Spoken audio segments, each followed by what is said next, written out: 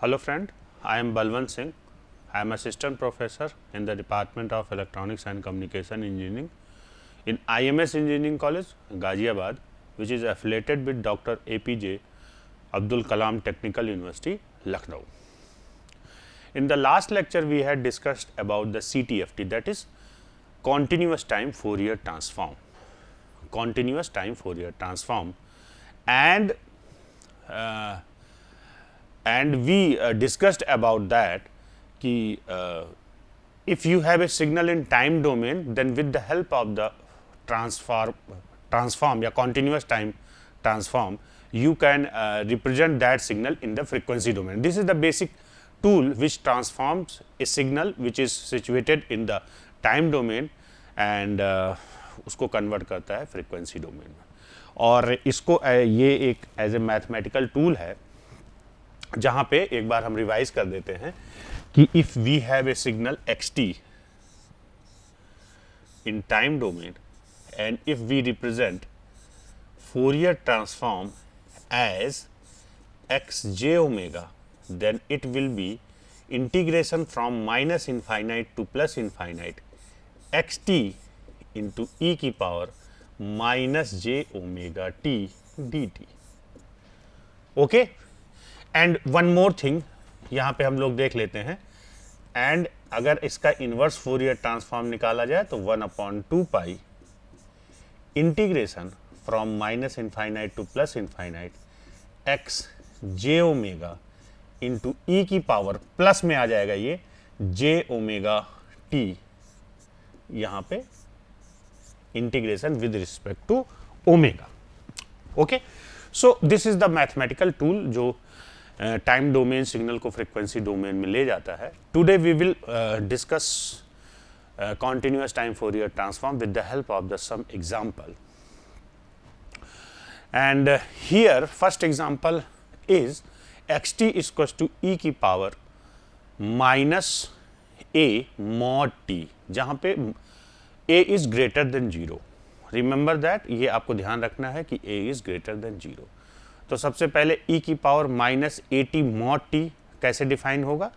It will be e की power a t कहाँ से कहाँ तक? From minus infinite to 0. क्यों? e की पावर 80 होगा. क्यों? t की वैल्यू नेगेटिव है यहाँ पे. क्यों? आप रेंज क्या ले रहे हो? माइनस इनफाइनाइट से 0 तक. तो एक्स टी इक्वल्स टू हम कह सकते हैं e की power 80 when t is less than 0, less than और इक्वल्स टू 0. और e की पावर माइनस 80 ये होगा when t is greater than और इक्वल्स टू 0. दो चीजें हैं, मॉड की वैल्यू समझ सकते हैं. तो इन द फॉर्मूला और टूल यहाँ पे हम एक्स टी की जगह e की पावर माइनस 80 हमने अप्लाई कर दिया. एक्स टी की जगह ये देखिए यहाँ पे e की power minus 80 minus A mod T apply कर दिया. अब e की पावर माइनस मॉड टी का हम जो हमने ये रेंज है वो अप्लाई किया, या मैथमेटिकल एनालिसिस के लिए इसकी एक्चुअल डिफिनीशन अप्लाई की. तो माइनस इनफाइनाइट टू 0 e की power 80, similarly 0 to infinite e की पावर माइनस टी, जो हमने अभी बात किया था. अब सिंपल इसको इंटीग्रेशन लेना है, then you will get the 2a upon a square plus omega square. Okay, I think integration is not an issue, ये सब हमारे लिए सिंपल सा काम है. तो हम इंटीग्रेशन करके और सिंपल मैथमेटिक्स यूज़ करके हम क्या कर सकते हैं? 2a upon a square plus omega square. Okay, यहाँ पे इस चीज़ को समझने के लिए थोड़ा सा एक स्टेप मैं और आपको बता देता हूँ. It will become minus infinite to infinite e की पावर, हम यहाँ पे अगर माइनस जे कॉमन ले लें तो ये हो जाएगा omega minus a t d t, and integration from 0 to infinite e की पावर माइनस जे हम कॉमन ले लें तो ये हो जाएगा omega plus a t d t. After this step आपको समझ में आ रहा होगा कि सिंपल है. e की पावर 80 का इंटीग्रेशन क्या होता है टी के रिस्पेक्ट में? ई की power AT divided by A। Simple वही फार्मूला लगा के we can get the 2A। अब यहाँ पे देखो, यहाँ पे हमको समझना ये है कि चूंकि CTFT में हमको मैग्नीट्यूड स्पेक्ट्रम और फेज स्पेक्ट्रम के बारे में पता करना होता है। तो मैग्नीट्यूड स्पेक्ट्रम, अगर हमारा कोई सिग्नल दिया हुआ है A प्लस JB के फॉर्म में, अगर सपोज करते हैं x equals to A plus JB दिया हुआ है, then mod x equals to क्या डिफाइन करते हैं हम, under root A square plus B square, यानी जो रियल पार्ट है उसका स्क्वायर प्लस इमेजिनरी का स्क्वायर। और अगर हमको एंगल करना होता है तो होता है tan inverse B by A। This is the basic concept of magnitude. अब यहां पे देखो आप, सिर्फ इसमें रियल पार्ट है, इमेजिनरी पार्ट क्या है, अगर मैं ऐसे लिखूं J0, इमेजिनरी पार्ट इज 0, तो हम 2A upon A square plus omega square का होल स्क्वायर प्लस 0 का स्क्वायर अंडर रूट लेंगे, then we will get the same signal. Okay, तो मॉड, यहां पे मैं एक चीज कंक्लूजन लिख सकता हूं, for particular this case mod J omega equals to XT। Okay, अब यहां पे देखो, this is the graphical representation of the sorry mod XJ omega, मैंने थोड़ा सा मिस्टेक कर दिया यहाँ पे, this will equals to mod XJ omega equals to XJ omega. Okay, XJ omega, तो यहाँ पे हम इसको लिख सकते हैं, इसको, ये दोनों बराबर ही हैं, तो इसमें ये कंफ्यूज हमको नहीं होना है कि इस वाले सिग्नल का मैग्नीट्यूड स्पेक्ट्रम नहीं है, सेम ही वही मैग्नीट्यूड। यहाँ पे ग्राफिकल रिप्रेजेंटेशन XT सिग्नल का दिया गया है, देखो एकदम even signal XT, the exponential rising और डीकेइंग एक्सपोनेंशियल दोनों को even signal, this is the kind of even signal. अगर हम एक पार्ट को देखें, this is not whole signal is even signal, but अगर इसको हम फोल्डिंग करें तो सेम आपका ऑपरेशन आ जाएगा। सो अब यहाँ पे थोड़ा सा अगर इसकी मैग्नीट्यूड स्पेक्ट्रम की बात करें तो सेम वही सिग्नल ड्रॉ होगा, 2A upon A square plus omega square. कुछ वैल्यूज के बारे में अगर हम बात कर लें तो हमारे पास एक लेआउट तैयार हो जाएगा कि हम स्पेक्ट्रम कैसे बनाएंगे इसका, ठीक है। तो अगर हम सपोज करें ओमेगा की वैल्यू, चलो हमने ओमेगा की वैल्यू इस वाले एक्सप्रेशन में ओमेगा की वैल्यू हमने A रख दिया। सबसे पहले चलो हम ओमेगा इक्वल्स टू 0 रखते हैं, तो क्या आ जाएगा, 2A अपॉन A स्क्वायर, मतलब 2 बाई A, ये वाली वैल्यू आ गई। अब नेक्स्ट हम ओमेगा की वैल्यू हम A रखते हैं, ओमेगा इक्वल्स टू A रखेंगे तो क्या हो जाएगा, 2A अपॉन 2A स्क्वायर, तो क्या बचेगा, 1 अपॉन A। अब देखो 1 अपॉन A 2 बाई A से छोटा होगा बिकॉज ऑफ दिस कंडीशन, तो 1 अपॉन A सपोज करो यहां आ गया। और अगर हम omega equals to minus A रखेंगे तब भी आपका क्या आ जाएगा, 2A अपॉन 1 अपॉन A ही वैल्यू आएगी, चाहे प्लस हम वैल्यू रखें और चाहे हम माइनस वैल्यू रखें, दोनों केसेस में क्या आएगा, सेम आएगा। तो हमको थोड़ा आइडिया मिल गया, और दिस काइंड ऑफ एक्सपोनेंशियल को रिप्रेजेंट करता है। सो वी कैन थिंक, अगर आपको थोड़ा सा और बात करनी है तो ओमेगा इक्वल्स टू आप 2A रख लो, 2A रखेंगे तो देखेंगे क्या आ जाएगा, ये जो भी आ जाएगा 4A स्क्वायर 5, 2 बाई 5, ठीक है, 2 बाई 5 A आ जाएगा, है ना। इस तरह से आप एनालिसिस कर सकते हैं, तो ये आपका क्या आ जाएगा। चाहे अब देखो ओमेगा की वैल्यू चाहे आप पॉजिटिव ले रहे हो चाहे निगेटिव ले रहे हो, सेम चीज ही आ रही है, 1 अपॉन A ही आ रही है, तो ये भी सिमेट्रिकल को रिप्रेजेंट करेगा, ठीक है। तो इसका पॉजिटिव एक्सिस में जो ग्राफ होगा सिमिलर वही से निगेटिव एक्सिस में ग्राफ बनेगा। दैट्स वाई ये आपका मैग्नीट्यूड स्पेक्ट्रम या जो आपका फोरियर ट्रांसफॉर्म आया है उसका रिप्रेजेंटेशन ये आ गया। दूसरी चीज यहां पे ध्यान देने वाली बात ये है कि चूंकि इसमें इमेजिनरी पार्ट जो है, इमेजिनरी पार्ट इज 0, तो यहां पे अगर हम फेज की बात करेंगे तो ये tan inverse 0 by 2A upon A square plus omega, तो क्या आ जाएगा, ये 0 ही आएगा। यानी हम ओमेगा की वैल्यू कुछ भी रखेंगे, फेज स्पेक्ट्रम हरदम क्या रहेगा, 0 ही रहेगा, इसलिए इसको बनाते नहीं है। इसलिए हम इसको क्या करते हैं, बनाते नहीं है। ओके, सो फेज स्पेक्ट्रम, तो यहाँ पे this is a very important conclusion कि e की power minus a mod t का Fourier transform 2a upon a square plus omega square होगा, और इसका मैग्नीट्यूड स्पेक्ट्रम या मैग्नीट्यूड मॉड लेके की बात करें तो ये भी सेम होगा, और फेज इसका 0 होगा।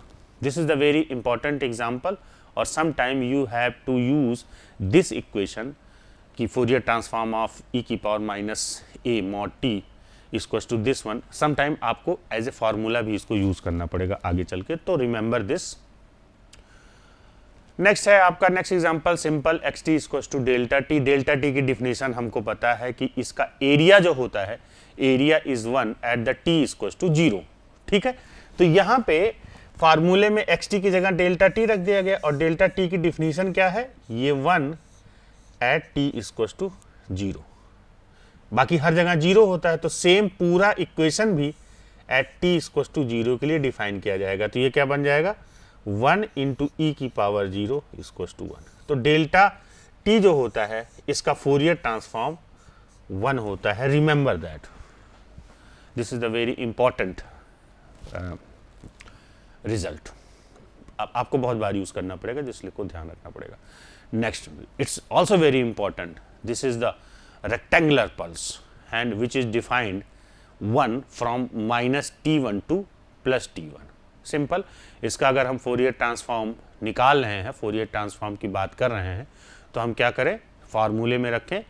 फार्मूला हमने क्या रख दिया, देखो फार्मूले में रखा तो xt की जगह 1 आ गया, और कहाँ से कहाँ तक 1 है, माइनस t1 से लेके t1 तक 1 है, और e की पावर माइनस जे ओमेगा टी dt। इसको हम अगर सॉल्व करेंगे तो ये हो जाएगा, इसको थोड़ी मैथमेटिक्स में आपको दिखा देता हूँ। ये हो जाएगा आपका e की power minus J omega T divided by minus J omega. ठीक है, limit from minus t1 two plus t1। यहाँ पे हम रखेंगे 1 अपॉन माइनस जे ओमेगा, मैं बाहर कर लेता हूँ, तो ये हो जाएगा आपका e की पावर माइनस जे ओमेगा t1 माइनस e की पावर प्लस जे ओमेगा t1। ओके, इसमें -1 कॉमन ले लेंगे तो प्लस हो जाएगा, ये हो जाएगा 1 अपॉन जे ओमेगा ई की power j omega t1 minus ई की पावर माइनस जे ओमेगा t1। ओके, अब यहाँ पे देखो, ये चीज़ अगर हम यहाँ शिफ्ट कर दें, 2j कर दें, तो यहाँ बैलेंस के लिए यहाँ पे हमको 2 से मल्टीप्लाई करना पड़ेगा। तो ये देखो, ये किस चीज़ का फार्मूला है, sine omega t1। Sine theta equals to क्या होता है, e की power j theta plus e की पावर माइनस e की power minus j theta divided by 2j। तो इसको हम साइन लेते, so you can write that's why this is okay. और इसका मैथमेटिकल रिप्रेजेंटेशन अभी नेक्स्ट हम आपको दिखाने जा रहे हैं कि sign omega t1 upon omega is a sinc function. Okay, is a sinc function. After जो इसके बाद का एग्जाम्पल करने के बाद हम दिखाएंगे कि इसको एज ए सिंक फंक्शन हम ट्रीट कर सकते हैं। चलो हम यहीं पे डिस्कस कर लेते हैं आगे। अब देखो, सिंक फंक्शन जो होता है, सिंक थीटा इक्वल्स टू होता है sign pi theta divided by pi theta. ठीक है, इस वाले टर्म को हम क्या करेंगे, साइन पाई थीटा अपॉन, तो इसको करने के लिए हमको क्या करना पड़ेगा, साइन, यहाँ पे अगर हम पाई की कमी है तो ओमेगा t1 डिवाइडेड बाई पाई कर दें। देखो साइन पाई थीटा बन गया कि नहीं बन गया, और डिवाइडेड बाई हमको सेम यही लाना है, पाई ओमेगा t1 अपॉन पाई। ठीक है, ये चीज अगर आपने डिवाइड किया है तो मल्टीप्लाई भी करना पड़ेगा, पाई ओमेगा t1 डिवाइडेड बाई पाई। ठीक है, और 2 और ओमेगा तो है ही है, 2 इंटू ओमेगा। तो अब देखो यहाँ पे, ये तो आपका सिंक फंक्शन बन गया। ये सारा काम था, हमने सिंक फंक्शन किया। कौन सा सिंक बना ये, this is the sinc omega T1 by pi, और यहाँ बैलेंस क्या बचा, चलो देख लेते हैं। पाई से पाई कट गया, ओमेगा से ओमेगा कट गया, 2T1। ओके, तो इस तरह से हम इसको सिंक फंक्शन में कन्वर्ट कर सकते हैं। ठीक है, तो क्या बचा ये 2T1 sinc omega T1। Okay, so next, और हाँ, इसका एक इम्पॉर्टेंट, बहुत इम्पॉर्टेंट है, जब हम सिग्नल रिकंस्ट्रक्शन करते हैं तो वहाँ के लिए बहुत इम्पॉर्टेंट कंसेप्ट है। तो always remember the Fourier transform of rectangular pulse is the sinc pulse. और ये देखो, अगर इस सिंक पल्स को हम जब सिग्नल के बारे में हम देख रहे थे, वहाँ पे सिंक फल का हमने सिंक पल्स का कंस्ट्रक्शन देखा था। क्या होता है आपका, ये देखिए यहाँ पे, ये एक्चुअली में पाई अपॉन ओमेगा T1, ये पाई, ये इसको हम ऐसे लिख सकते हैं, ओमेगा अपॉन पाई T1। ठीक है, ओमेगा अपॉन पाई T1, तो ये पाई T1 यहाँ पे आएगा, माइनस पाई T1 यहाँ पे आएगा, ये आपका आएगा twice pi by T1 and so on, omega की वैल्यू, और ये आपका मैग्नीट्यूड होगा 2T1। ये देखिए मैग्नीट्यूड इज 2T1। ठीक है, ये ध्यान रखना है हमको कि सिंक ओमेगा डिवाइडेड बाय जो भी टर्म है उसके टर्म में वहां पे जो सिंक फंक्शन होता है उसका मैग्नीट्यूड क्या होगा, 0 होगा। यहाँ पे हर जगह देखिए आपका 0 मैग्नीट्यूड है। This is the very important, जिसको हमको क्या करना है, ध्यान में रखना है। नेक्स्ट देखो, हमने फ्रीक्वेंसी डोमेन में रेक्टेंगुलर पल्स लिया, फ्रीक्वेंसी डोमेन में रेक्टेंगल पल्स लिया है। तो यहां पे भी अगर आप एनालिसिस करो तो ये क्या है, रेक्टेंगुलर पल्स है, from W to -W to W x j omega, omega की फ्रीक्वेंसी, ये रेक्टेंगुलर पल्स है। और इंपॉर्टेंट चीज क्या है, अगर हम इस रेक्टेंगल पल्स का इनवर्स फोरियर ट्रांसफॉर्म लेंगे तो भी सिंक फंक्शन ही आएगा। ये फिर से क्या आएगा, सिंक फंक्शन ही आएगा। ओके, जैसे अब देखो हमने फार्मूला लगा दिया, माइनस यहाँ पे here some mistake, minus W to plus W तक क्या है, इसकी वैल्यू 1 है, 1 इंटू इतना। इस फार्मूले को देखो, इसको इंटीग्रेट करो जैसे लास्ट वाला हमने करा था, तो ये टर्म आएगा। ठीक है, ये इज नॉट बिग टास्क। अब देखो ये सिंक फंक्शन कैसे है, सेम वही हम sine pi theta upon pi theta में बनाते हैं, sine pi W T divided by pi. देखो साइन पाई थीटा बन गया, डिवाइडेड, अब pi theta, pi WT divided by pi, sine pi theta divided by pi theta. लेकिन अब तुमने इतना काम किया है तो इसको WT से मल्टीप्लाई भी करना पड़ेगा। ठीक है, W हमने डिवाइड किया है इसको, यहाँ पे पाई T है ही है, तो एक काम करते हैं, पाई WT डिवाइडेड बाई पाई, हमने डिवाइड किया है तो मल्टीप्लाई कर दिया, और 1 अपॉन आपका पाई T है ही है। ठीक है, मैंने एकदम बेसिक लेवल पे आके मैं कर रहा हूं, तो ये तो आपका सिंक फंक्शन बन गया। This is the sinc WT by pi. और ये देखो यहां सिंप्लीफाई कर लेते हैं, एक पाई से ये पाई कट गया, T से T कट गया, तो क्या बचा, W बाई पाई। सेम देखो जैसे मैंने आपको बताया था कि ये W बाई पाई, और इसको इस तरह से अगर आप लिख लो तो समझने में आसानी होगी, sinc T divided by pi by W। जैसे वहाँ ओमेगा करा था, क्योंकि ओमेगा एक्सिस था, यहाँ T एक्सिस है तो T हमने कर लिया। तो अब देखो पाई बाई W पे ये क्या है, मैग्नीट्यूड सिंक फंक्शन का 0। यही हमको ध्यान रखना, यही है, ट्वाइस ये यहाँ पे होगा ट्वाइस पाई बाई W पे 0 एंड सो ऑन। एंड यहाँ पे देखो मैग्नीट्यूड जो मेन लोब है वो आपका W बाई पाई है। यहाँ पे देखो एक चीज और एडिशनली मैं बता देता हूँ, इसको हम बोलते हैं मेन लोब।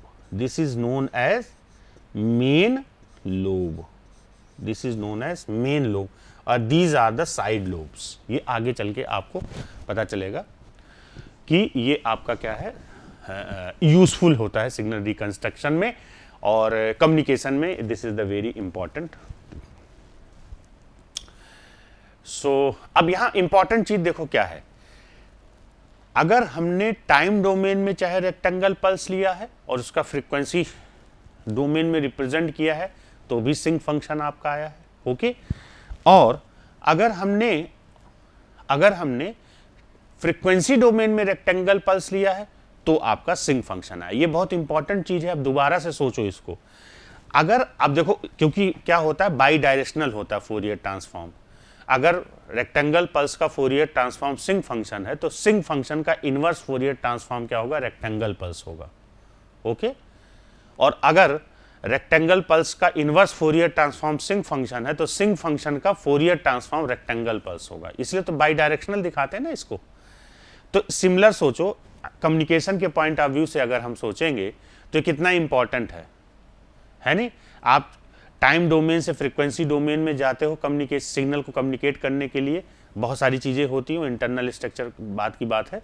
तो बहुत सारी चीज़ों में क्या होता है, टाइम डोमेन से फ्रीक्वेंसी डोमेन में जाते हो और रिसीविंग एंड पे फिर फ्रीक्वेंसी डोमेन पे हमको टाइम डोमेन में आना पड़ता है। तो कितना इंपॉर्टेंट चीज़ है, देख रहे हैं आप।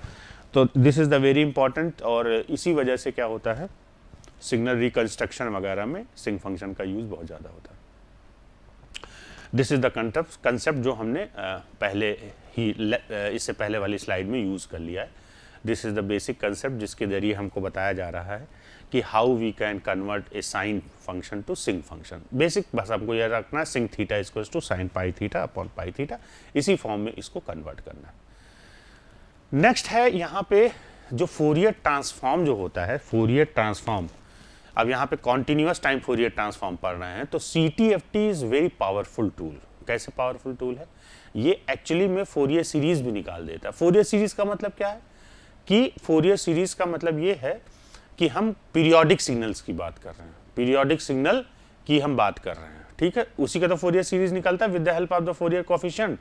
तो फोरियर ट्रांसफॉर्म से भी हम क्या कर सकते हैं, फोरियर सीरीज निकाल सकते हैं अगर आपका एक सिग्नल दिया हुआ है तो। कैसे, उसको समझने के लिए हम एक सिंपल सा सिग्नल लेते हैं फ्रीक्वेंसी डोमेन में, जिसको कि हमने मान लिया twice pi del omega minus omega naught. अगर मैं इसका ग्राफिकल रिप्रेजेंट करूं, अगर ये एक्सिस ओमेगा है, डेल फंक्शन है, ओमेगा माइनस ओमेगा नॉट यहां पे आएगा,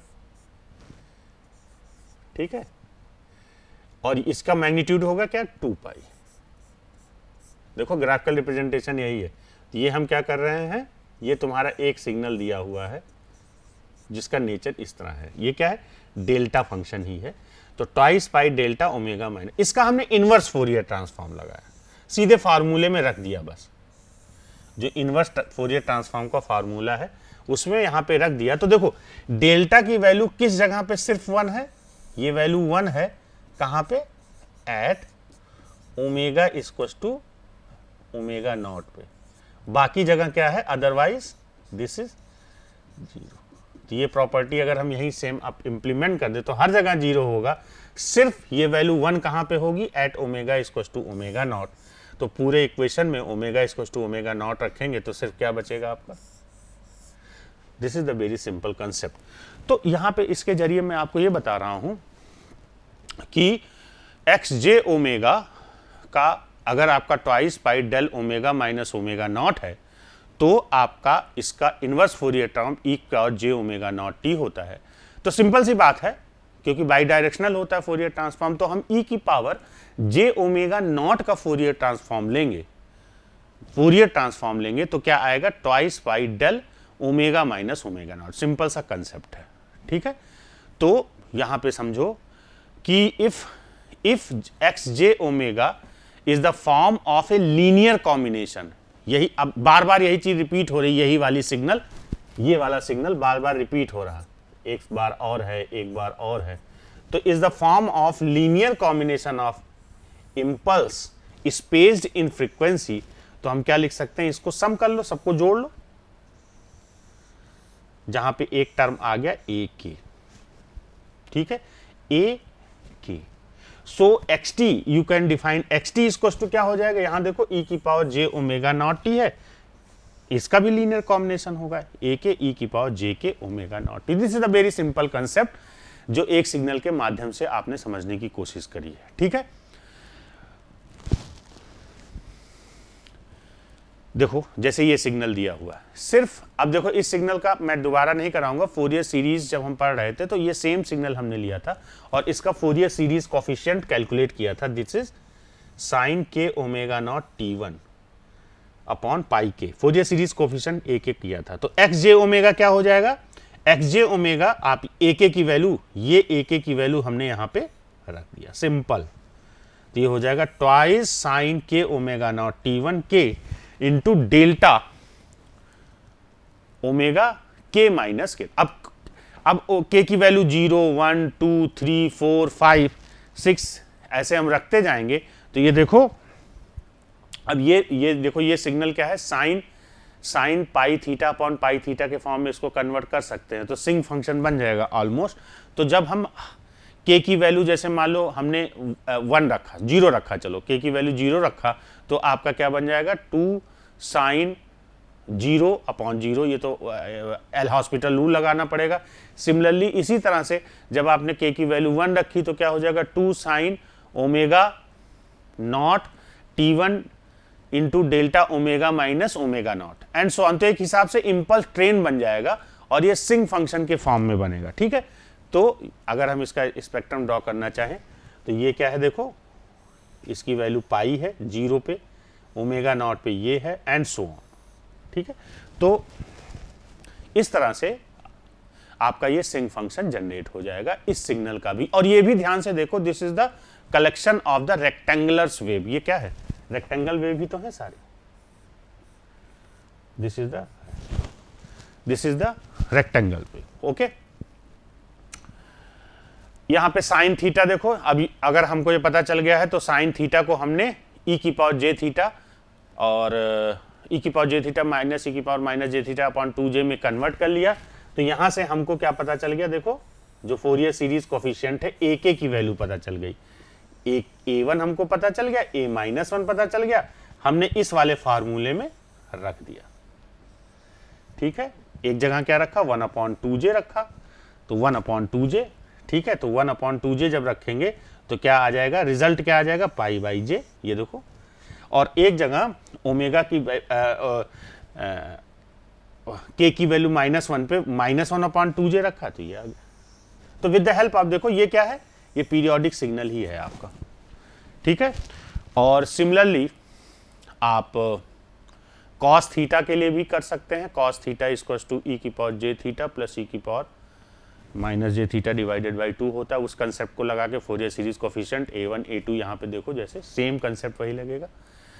and in the last you can say this is the collection of impulse pulses, उसको ऐड कर दिया है आपने। देखो लिखा है x t equals to summation k equals to minus infinite से plus infinite delta t minus k t. K की वैल्यू आप वेरी करोगे 0 1 2 3 4 5, तो इस तरह से आपका इम्पल्स ट्रेन बन जाएगा। और with the help of the formula a k equals to 1/t, क्योंकि ये क्या है अब पीरियोडिक सिग्नल ही है, -t/2 से +t/2। अगर हम इसको यहाँ पे अप्लाई करेंगे then we will get the value of a k equals to 1/t। and every Fourier series of the periodic impulse train has a same value, that is 1/t. so xj omega equals to क्या हो जाएगा, same last फार्मूले में periodic वाले में हम बात करेंगे तो ये हो जाएगा 2/t summation k equals to minus infinite to plus infinite delta omega minus twice pi k/t। और यहां पे आप देख सकते हैं this is the impulse train, this is known as impulse train. और ये इस वाले सिग्नल को हमने इस ग्राफ में इंप्लीमेंट कर दिया। Okay, so thank you very much.